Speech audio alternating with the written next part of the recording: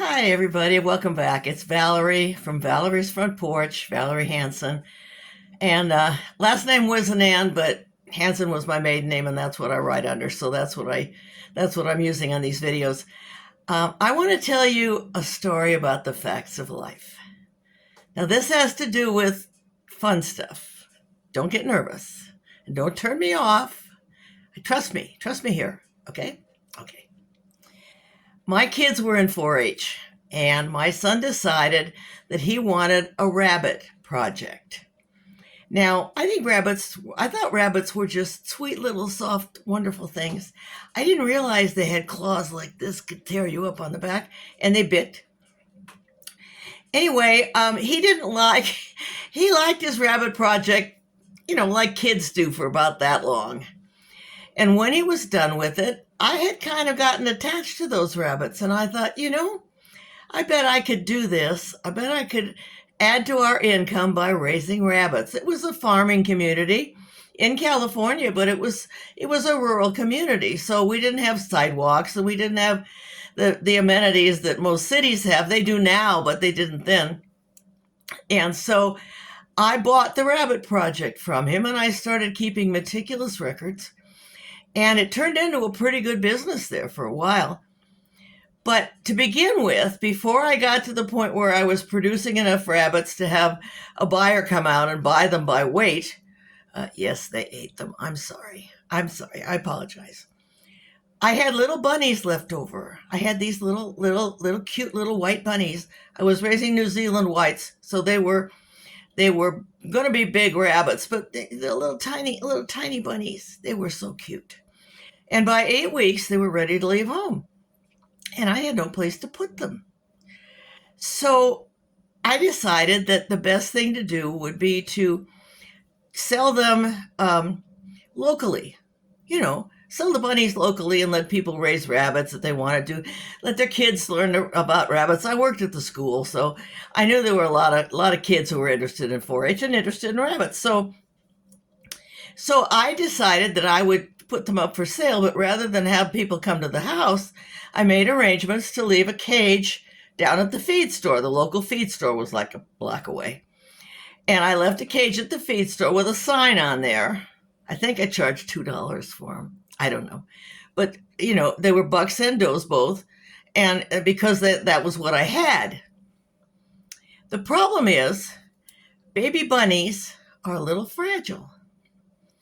And you can't tell if it's a buck or a doe, a boy or a girl, unless you know how to properly inspect the rabbit. I didn't want a bunch of novices messing with my bunnies. I didn't want them to hurt them.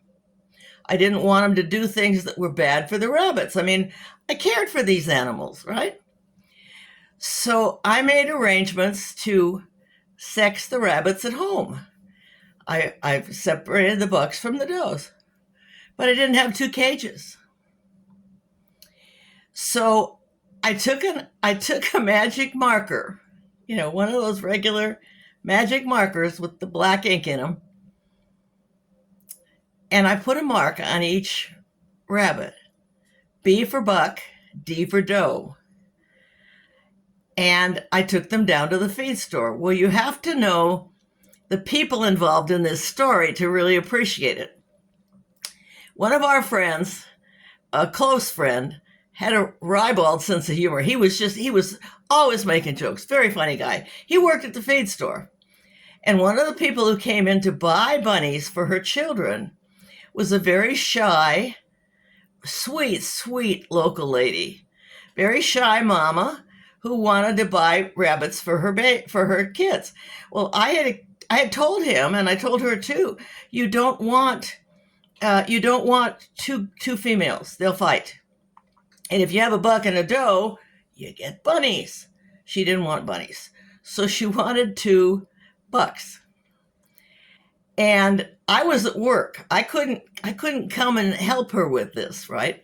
Well, our friend with the crazy sense of humor, he says, I know how to tell.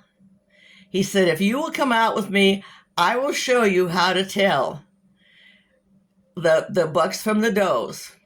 Facts of life, right? And she is thinking, obviously, going to do something awful and show me this awful thing, but I have to go because I've got to get these bunnies for my kids, and I don't want to get the wrong ones. I don't want them to fall in love with a rabbit they can't keep. So she followed him out onto the porch, and he reached into the cage and picked out one that she liked, picked it up, and he held it by the scruff of the neck, which is how you do it. And normally, to really check, as you would as a farmer would check, you turn the rabbit over. But he didn't do that. He just held the rabbit up in like air like this, and he lifted the ear, and inside the ear was the letter B. I'd written on the inside of the rabbit ears where there's no hair, little pink rabbit ear, and a B for buck and a D for doe. Well, this poor lady just collapsed in hysterics. And of course, he's laughing like crazy. And it's still a good story to this day. That's how you tell the bucks from the does. You look in their ears.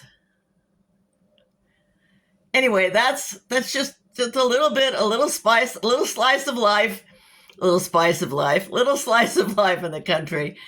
And have a great time. And if you ever need to know if it's a buck or a doe, I'm your girl. God bless. Bye-bye.